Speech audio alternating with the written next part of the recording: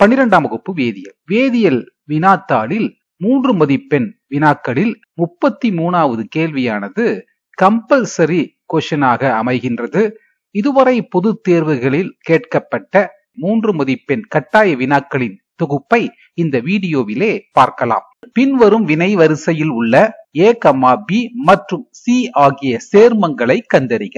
Identify compounds A, B and C in the following sequence of reaction. இந்த கேள்வியானது Instant Exam 2023 கட்டாய 3 மதிப்பெண் வினாவாக கேட்கப்பட்டுள்ளது. இதற்கான தீர்வை பார்ப்போம். C6H5NO2 இது நைட்ரோபென்சீன். அமில ஊடகத்தில், அதாவது டின் பார் HCl என்ற அமில ஊடகத்தில் ஒடுக்க வினைக்கு உட்படுகிறது. வினை சூழலில் நைட்ரோபென்சீனில் காணப்படுகின்ற 2 ஆக்சிஜனையும் ஹைட்ரஜனானது நீராக ஒடுக்குகிறது. இதன் விளைவாக முதன்மை விளைபொருளாக கிடைப்பது C6H5NH2 என்ற அனிலின். இச்சேர்மமே A ஆகும். இச்சமன்பாட்டை சமன் செய்வோம். நைட்ரோபென்சீனில் 2 ஆக்சிஜன்கள் உள்ளன.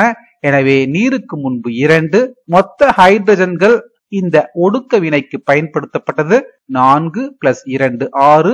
எனவே பிறவி நிலை ஹைட்ரஜன் முன்பு 6. இவ்வாறு பெறப்பட்ட அனிலின் ஏவானது டயசோ ஆக்கல் வினைக்கு உட்படுகிறது. டயசோ ஆக்கல் வினையில் சோடியம் நைட்ரைட்டும் அடர் ஹைட்ரோகுளோரிக் அமிலமும் வினை புரிந்து அனிலினானது HNO2 என்ற வாய்பாடு கொண்ட நைட்ரஸ் அமிலத்துடன் அடர் ஹைட்ரோகுளோரிக் அமிலம் மற்றும் சோடியம் நைட்ரேட் முன்னிலையில் 273 கெல்வின் முதல் 278 கெல்வின் வெப்பநிலையில் வினை புரிகிறது. இந்த வினை டயசோ ஆக்கல் வினை என்று அழைக்கப்படுகிறது. வினை சூழலில் அனிலினில் உள்ள 2 ஹைட்ரஜனும் நைட்ரஸ் அமிலத்தில் உள்ள ஆக்சிஜனும் இணைந்து நீராக நீக்கப்படுகிறது. அதுபோல அடர் ஹைட்ரோகுளோரிக் அமிலத்தில் உள்ள ஹைட்ரஜனும் நைட்ரஸ் அமிலத்தில் உள்ள OH தொகுதியும் இணைந்து நீராக நீக்கப்படுகிறது. இதன் விளைவாக கிடைக்கப்பெறுகின்ற முதன்மை விளைபொருளானது C6H5N+Cl என்ற வாய்பாடு கொண்ட பென்சீன் டயசோனியம் குளோரைடு. இது B கரிமச் சேர்மம் ஆகும். இந்த பென்சீன் டயசோனியம் குளோரைடு C6H5OH என்ற வாய்பாடு கொண்ட பீனாலுடன் சோடியம் ஹைட்ராக்சைடு முன்னிலையில் 273 முதல் 278 கெல்வின் வெப்பநிலையில் வினை புரிகிறது. இந்த வினையானது இணைப்பு வினை என்று அழைக்கப்படுகிறது. இந்த வினையில் பீனாலில் உள்ள பேரா ஹைட்ரஜனும் பென்சீன் டயசோனியம் குளோரைடில் உள்ள குளோரினும் இணைந்து ஹைட்ரோகுளோரிக் அமிலமாக நீக்கப்படுகிறது. வினையினுடைய முடிவில் கிடைக்கப்பெறுகின்ற முதன்மை விளைபொருளானது C6H5N+N C6H4OH என்ற வாய்பாடு கொண்ட பேரா ஹைட்ராக்சி அசோபென்சீன். இச்சேர்மம் C ஆகும். மேற்கண்ட வினை வரிசையில் கண்டறியப்பட்ட முடிவுகளை எழுதுவோம். A aniline, B benzene diazonium chloride, C பேரா ஹைட்ராக்சி அசோபென்சீன். 12ஆம் வகுப்பு வேதியியல். ஏப்ரல் 2023 பொதுத் தேர்வில் கம்பல்சரி வினா கேள்வி எண் 33 இடம்பெற்ற பாடமானது வேதிவினை வேகவியல். இந்த கேள்வி ஒரு முதல் வகை வினையானது 99% நிறைவடைய தேவையான நேரம், அவ்வினை 90% நிறைவடைய தேவையான நேரத்தை போல 2 மடங்கு என காட்டுக. தீர்வை பார்ப்போம். முதல் வகை வினை. முதல் வகை வினையினுடைய வினைவேக மாறிலிக்கான சமன்பாடு K = 2.303/T log A0 செறிவு A செறிவு. இதை சமன்பாடு 1 என கொள்வோம். இங்கு A0 செறிவு என்பது வினை படுபொருளின் தொடக்க செறிவு, T என்பது நேரம், A செறிவு என்பது T நேரத்தில் எஞ்சிய வினை படுபொருளின் செறிவு. நேரம் T 99% ஆக உள்ள போது வினை படுபொருளின் தொடக்க செறிவு 100. நேரம் 99% ஆக உள்ள போது எஞ்சியுள்ள வினை படுபொருளின் செறிவு A செறிவு is equal to 100 minus 99 is equal to 1. சமன்பாடு 1ஐ T 99% க்கு மாற்றி எழுத T 99% is equal to 2.303/K log A0 செறிவு A செறிவு. T99% is equal to 2.303 by K log A0 செறிவிற்கு பதிலாக 100 by A செறிவிற்கு பதிலாக 1. இதை சுருக்க T99.9% is equal to 2.303 by K log 100. இது சமன்பாடு 2 என கொள்வோம். அதுபோல நேரம் T90% ஆக உள்ள போது வினைபடுபொருளின் தொடக்க செறிவு A0 செறிவு is equal to 100. நேரம் T90% ஆக உள்ள போது எஞ்சிய வினைபடுபொருளின் A செறிவு is equal to 100 minus 90 is equal to 10. சமன்பாடு 1 ஐ T90% க்காக மாற்றி எழுத T90% is equal to 2.303 by K log A0 செறிவு by A செறிவு. இந்த மதிப்புகளை இச்சமன்பாட்டில் புகுத்தி எழுத T90% is equal to 2.303 by K log A0 செறிவிற்கு பதிலாக 100 by A செறிவிற்கு பதிலாக 10.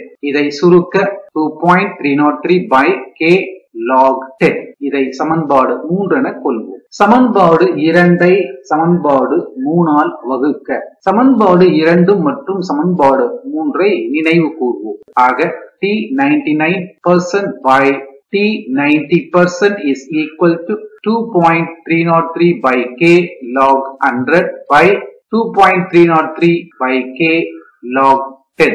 இதை சுருக்க 2.303 by K 2.303 by K log 100 இனுடைய மதிப்பானது 2, log 10 இனுடைய மதிப்பானது 1. இதை பிரதியிட 2 by 1. ஆக T99% by T90% is equal to 2. எனவே T99% is equal to 2 into T90%. முதல் வகை வினை 99% நிறைவடைய தேவைப்படக்கூடிய காலமானது T90% நிறைவடைய தேவைப்படக்கூடிய காலத்தை போல 2 மடங்கு. இந்த வீடியோ உங்களுக்கு பிடித்திருந்தால் ஷேர் பண்ணுங்க. ஸ்ரீதர்ஸ் ஈஸி கெமிஸ்ட்ரி சேனலை சப்ஸ்கிரைப் பண்ணுங்க. 1. மார்ச் 2020 கேட்கப்பட்ட 3 மதிப்பெண் வினா. 3 மதிப்பெண் கட்டாய வினா. அலுமினியத்திலிருந்து தாலியம் வரை அயனியாக்கும் என்தால்பி குறைவானது மிக குறைந்த அளவே மாறுபடுகின்றது ஏன் என்று விளக்கு. பார்ப்போம். அலுமினியத்திலிருந்து தாலியம் வரை அயனியாக்கும் என்தால்பி குறைவானது மிக குறைந்தளவே மாறுபடுகிறது ஏன்? இது மார்ச் 2020 கேட்கப்பட்ட கேள்வி. இதுதான் 13வது தொகுதியான போரான் தொகுதி. போரானின் அயனியாக்கும் enthalpy 800.63 kilo joule per mole.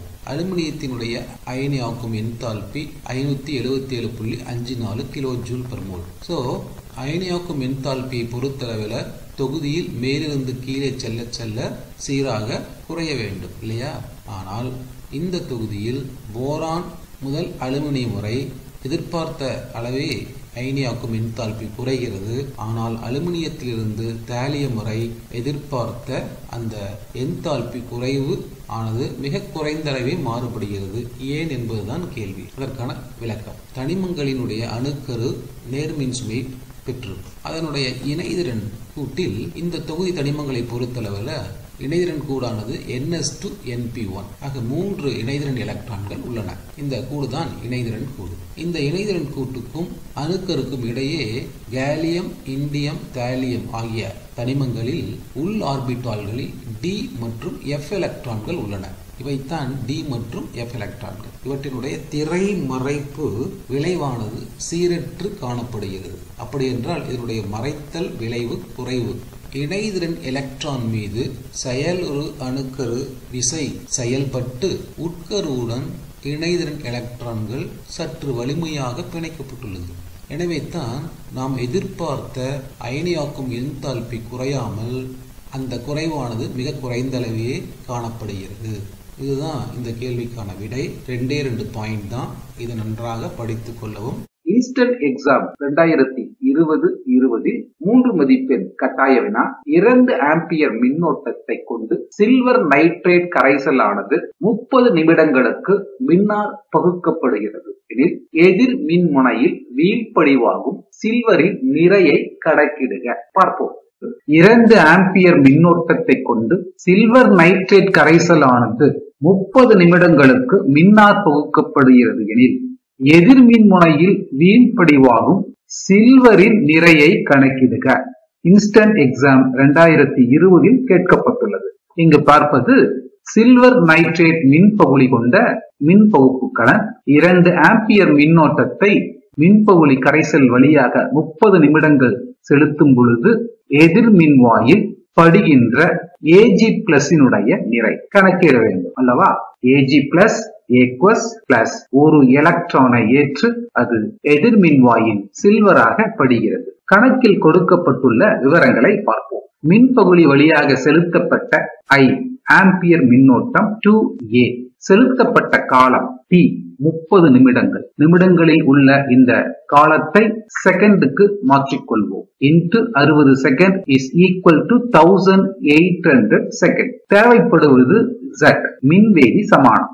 எதிர்மின்வாயில் படிந்த பொருளானது சில்வர், அதன் மோலார் நிறை பை 1 கூலும் மின்னோட்டம் இஸ் ஈக்குவல் டு சில்வரின் மோலார் நிறை 108 கிராம் பை 1 கூலும் மின்னோட்டமானது 96,500 C. இந்த விவரங்களை ஃபாரடே மின்னார் பகுத்தலுக்கான முதல் விதி வாய்பாடான M is equal to Z into I into T இல் பிரதியிடுவோம். இங்கு M என்பது எதிர்மின்வாயில் படிந்த சில்வரின் நிறை, Z என்பது மின்வேதி சமானம், I என்பது செலுத்தப்பட்ட மின்னோட்டம் ஆம்பியரில், T என்பது செலுத்தப்பட்ட மின்னோட்டத்தின் காலம் செகண்டில். M is equal to Z ற்கு பதிலாக 108 gram by 96,500 coulomb into I 2 ampere into T 1800 second. Ampere into second is equal to coulomb. எனவே சுருக்க எதிர்மின்வாயில் படிந்த சில்வரின் நிறை M is equal to 4.03 gram. September 2020 பொதுத் தேர்வில் கேட்கப்பட்ட 3 மதிப்பெண் கட்டாய வினா. தூளாக்கப்பட்ட கால்சியம் கார்பனேட் ஆனது அதே அளவுடைய கால்சியம் கார்பனேட் பளிங்குகளுடன் ஒப்பிடும்போது நீர்த்த HCl அமிலத்துடன் வேகமாக வினை புரிகிறது. காரணம் கூறு. விடையை பார்ப்போம். தூள் செய்யப்பட்ட கால்சியம் கார்பனேட் பளிங்கு சில்லுகளை விட ஹைட்ரோகுளோரிக் அமிலத்துடன் விரைவாக வினை புரிகிறது. இங்கு பார்ப்பது நன்கு தூள் செய்யப்பட்ட கால்சியம் கார்பனேட், அதே அளவு கால்சியம் கார்பனேட் கொண்ட பளிங்குகள். இவை இரண்டையும் ஹைட்ரோகுளோரிக் அமிலத்துடன் வினை புரிய செய்யும் பொழுது கால்சியம் நன்கு தூள் செய்யப்பட்ட கால்சியம் கார்பனேட் விரைவாக வினை புரிகிறது. காரணம், நன்கு தூள் செய்யப்பட்ட கால்சியம் கார்பனேட் ஆனது பெரிய பரப்பளவை கொண்டுள்ளது. ஆக நன்கு தூள் செய்யப்பட்ட கால்சியம் கார்பனேட் ஹைட்ரோகுளோரிக் அமிலத்துடன் விரைவாக வினை புரிந்து கால்சியம் குளோரைடு, நீர் மற்றும் கார்பன் டை ஆக்சைடை தருகிறது. அதே நேரத்தில் பளிங்கு கல்லில் உள்ள கால்சியம் கார்பனேட்டும் ஹைட்ரோகுளோரிக் அமிலத்துடன் வினை புரிகிறது. ஆனால் மெதுவாக வினை புரிகிறது. ஆகஸ்ட் 2021 பொது தேர்வில் 3 மதிப்பெண் வினாவில் கேட்கப்பட்ட 3 மதிப்பெண் கட்டாய வினா. ஆகஸ்ட் 2020-21 பொது தேர்வில் 3 மதிப்பெண் வினாவில் கேட்கப்பட்ட கட்டாய வினா. பின் வருவனவற்றை சகப்பிணைப்பு படிகங்கள், மூலக்கூறு படிகங்கள், அயனி படிகங்கள் அல்லது உலோக படிகங்கள் என வகைப்படுத்து. 1 வைரம், 2வது பித்தளை, 3வது நாப்தலின், 4வது குளுக்கோஸ், 5வது சோடியம் குளோரைடு, 6வது சிலிக்கன் டை ஆக்சைடு அதாவது மணல். வரிசையில் படிகங்கள். 1 வைரம் வகை சகப்பிணைப்பு படிகம், 2 பித்தளை உலோக படிகம், 3 நாப்தலின் மூலக்கூறு படிகம், 4 குளுக்கோஸ் சகப்பிணைப்பு படிகம், 5 சோடியம் குளோரைடு அயனி படிகம், 6 சிலிக்கன் டை ஆக்சைடு சகப்பிணைப்பு படிகம். மே 2020-22 பொது தேர்வில் 3 மதிப்பெண் கட்டாய வினா. AgNH3 twice plus என்ற அணைவு நேர எண்ணில் ஈனி மைய உலோக அயனி மற்றும் IUPAC பெயரை எழுதுக பார்ப்போம். AgNH3 twice plus இந்த அணைவு நேர எண்ணில் ஈனியாக இருப்பது NH3 அதாவது அமைன் அல்லது அமீன். மைய உலோக அயனி இந்த அணைவு நேர எண்ணில் Ag ஆனது மைய உலோகம். இதனுடன் காணப்படுகின்ற ஈனியானது நடுநிலை ஈனி. எனவே இந்த அணைவு நேரயனியில் மைய உலோக அயனியானது Ag+. AgNH3 twice plus-இனுடைய IUPAC பெயர். ஈனியின் எண்ணிக்கை 2. ஆகவே டை. ஈனியின் பெயர் அம்மைன். மைய உலோகமானது வெள்ளி அல்லது சில்வர். ஆக்சிஜனேற்ற நிலை ரோமன் எண் 1. அணைவு கோளமானது நேர்மின் சுமையை பெற்றிருக்கக்கூடிய காரணத்தினால் அயனி. எனவே AgNH3 twice plus-இனுடைய IUPAC பெயர் டை அம்மைன் வெள்ளி 1 அயனி. ஆகஸ்ட் 2022 பொதுத் தேர்வில் கேட்கப்பட்ட 3 மதிப்பெண் கட்டாய வினா. பின்வரும் வினை வரிசையில் உள்ள A மற்றும் B சேர்மங்களை கண்டறிக. பார்ப்போம். C6H5NO2 என்ற வாய்பாட்டை உடையது நைட்ரோபென்ஸ். இந்த சேர்மத்தில் வினை செயல் தொகுதியாக இருப்பது N டபுள் பாண்ட் O ஈதல் சகப்பிணைப்பு O. ஆக இந்த 2 ஆக்சிஜன்கள் பல்வேறு ஊடகங்களில் பிறவி நிலை ஹைட்ரஜனுடன் எவ்வாறு வினை புரிந்து நீக்கப்படுகிறது என்பதை பொறுத்துத்தான் நைட்ரோபென்சீனின் ஒடுக்க வினைகள் அமைகின்றன. டின் பார் ஹைட்ரோகுளோரிக் அமிலம் என்ற அமில ஊடகத்தில் நைட்ரோபென்சீன் வினை புரியும் பொழுது அல்லது ஒடுக்கப்படும் பொழுது முதலில் டின் மற்றும் ஹைட்ரோகுளோரிக் அமிலம் அணு நிலை ஹைட்ரஜன் அல்லது பிறவி நிலை ஹைட்ரஜனை தருகிறது. இந்த பிறவி நிலை ஹைட்ரஜன் நைட்ரோபென்சீனில் உள்ள நைட்ரஜனுடன் காணப்படுகின்ற இந்த 2 ஆக்சிஜனை நீராக நீக்குகிறது. எனவே முதன்மை விளைபொருளாக கிடைப்பது C6H5 bond N. நைட்ரஜனின் இணைதிறனை நாம் அறிவோம். அதாவது 3. ஒரு இணைதிர பிணைப்பு பினைல் கார்பனுடன் காணப்படுகிறது.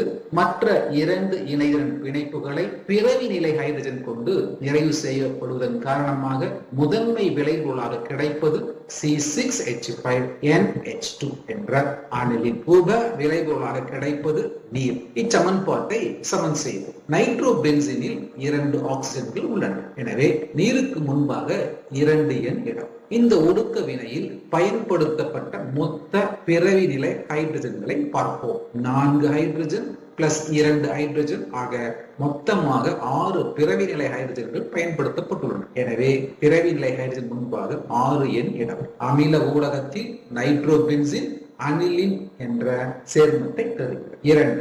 நடுநிலை ஊடகம். நடுநிலை ஊடகத்தில் நைட்ரோபென்சீன் எவ்வாறு ஒடுக்கப்படுகிறது என்பதை பார்ப்போம். C6H5NO2 என்ற நைட்ரோபென்சீன் ஆனது ஜிங்க் பார் அமோனியம் குளோரைடு என்ற நடுநிலை ஊடகத்தில் ஒடுக்கப்படும் பொழுது முதலில் இந்த ஒடுக்கும் காரணியானது பிறவி நிலை ஹைட்ரஜனை தருகிறது. இந்த பிறவி நிலை ஹைட்ரஜன் நைட்ரோபென்சீனில் உள்ள நைட்ரஜனுடன் காணப்படுகின்ற ஈதல் சகப்பிணைப்பு ஆக்சிஜனை நீராக நீக்கும். மேலும் நைட்ரஜனுக்கும் ஆக்சிஜனுக்கும் இடையே உள்ள பை பிணைப்பு சீராக பிளவுறச் செய்து ஒரு ஹைட்ரஜன் நைட்ரஜனிடமும் மற்றொரு ஹைட்ரஜன் ஆக்சிஜனிடமும் சேர்ந்து முதன்மை விளைபொருளாக கிடைப்பது C6H5 bond NH bond OH என்ற பினைல் ஹைட்ராக்சில் அமீனை தருகிறது. துணை விளைபொருளாக கிடைப்பது நீர். இச்சமன்பாட்டில் பயன்படுத்தப்பட்ட மொத்த பிறவி நிலை ஹைட்ரஜன்களை பார்ப்போம். 1, 2, 3, 4. எனவே பிறவி நிலை ஹைட்ரஜன் முன்பாக N 4 இடம். ஆக நைட்ரோபென்சீன் ஆனது ஜிங்க் பார் அமோனியம் குளோரைடு என்ற நடுநிலை ஊடகத்தில் ஒடுக்க வினைக்குட்பட்டு பினைல் ஹைட்ராக்சில் அமீனை தருகிறது. C6H5N டபுள் பாண்ட் O ஈதல் சகப்பிணைப்பு O என்ற நைட்ரோபென்சீன் ஆனது ஜிங்க் மற்றும் சோடியம் ஹைட்ராக்சைடுடன் ஒடுக்க வினைக்கு உட்படுகிறது. இந்த வினையில் முதன்மை விளைபொருளாக கிடைப்பது அசோபென்சீன். இந்த அசோபென்சீன் மேலும் ஒடுக்கமடைந்து ஹைட்ரசோபென்சீனை தருகிறது. அதாவது அசோபென்சீனில் அசோ தொகுதியான N டபுள் பாண்ட் N இடையே காணப்படுகின்ற பை பிணைப்பு பிளவுற்று ஒரு ஹைட்ரஜன் நைட்ரஜனிடமும் மற்றொரு ஹைட்ரஜன் நைட்ரஜனிடமும் சேர்ந்து ஹைட்ரசோ பென்சீனை தருகிறது. இந்த ஒடுக்க வினையில் பயன்படுத்தப்பட்ட ஹைட்ரஜனுடைய எண்ணிக்கை 2. இந்த சேர்மமானது ஹைட்ரசோ பென்சீன் என்று அழைக்கப்படுகிறது. நைட்ரோபென்சீன் ஆனது டின் பார் HCl உடன் ஒடுக்கப்படும் பொழுது கிடைக்கின்ற A சேர்மமானது அனிலின். நைட்ரோபென்சீன் ஜிங்க் மற்றும் அமோனியம் குளோரைடு ஆல் ஒடுக்கப்படும் பொழுது கிடைக்கின்ற ஒடுக்க பொருளானது B. அச்சேர்மத்தினுடைய பெயர் phenyl hydroxyl amine. C6H5NO2 zinc மற்றும் சோடியம் ஹைட்ராக்சைடால் ஒடுக்கப்படும் பொழுது கிடைப்பது C. இதனுடைய பெயர் நைட்ரசோபென்சீன்.